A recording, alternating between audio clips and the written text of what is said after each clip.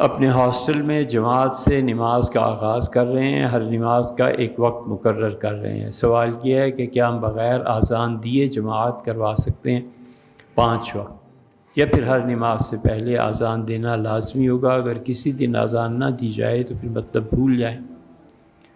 بھیا بہت اچھی بات ہے، ماشاءاللہ آپ جو کچھ کر رہے ہیں بہت اچھا ہے، لیکن اس میں 2 چیزیں ہیں۔ ایک چیز تو آپ نے جو فرمایا نا کہ وہاں پہ مسجد میں اذان ہوتی ہے، ہماری رائے تو یہ ہے کہ لاؤڈ سپیکر کی اذان کی آواز پہنچ جاتی ہے، اور اگر لاؤڈ سپیکر نہ ہو تو پھر آواز بھی نہیں پہنچتی۔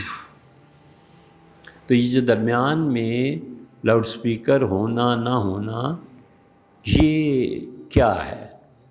اگر بجلی چلی گئی، کوئی مائک میں گڑبڑ کچھ بھی، تو اذان کی آواز پہنچے گی نہیں، تو آپ کو لا محالہ اذان دینا ہی ہے۔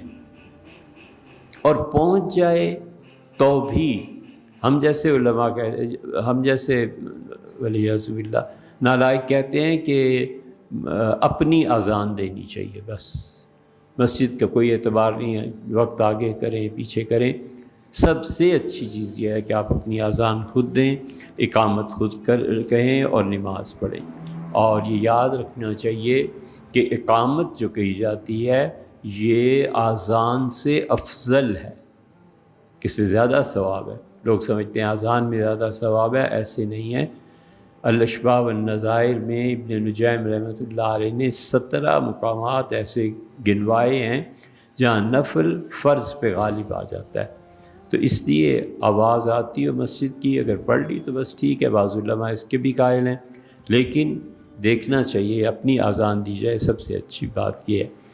ایک بات تو دوسری یہ بھی سوچ لینا چاہیے بھائی کہ آپ جماعت وغیرہ کی جو نماز شروع کر رہے ہیں بہت اچھی بات ہے، اس میں کوئی شبہ نہیں، لیکن یہ بھی تو سوچیں کہ اگر مسجد قریب ہے تو آپ وہاں کیوں نہ جائیں؟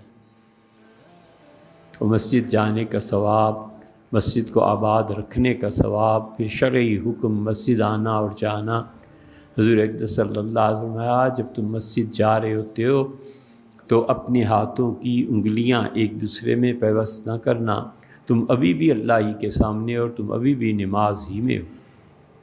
تو جو راستہ ہے نا گھر سے مسجد تک کا، حضور صلی اللہ علیہ وسلم اس سے بھی ادب اور احترام سے طے کرو، تم اب بھی اللہ کے حضور نماز میں ہو۔ تو یہ ساری چیزیں پھر آہستہ آہستہ رہ جاتی ہیں۔ جس کی مرضی ہے مسجد جائے گا، نہیں ہے تو آپ اس کو کیوں جبراً نماز پڑھانا چاہتے ہیں؟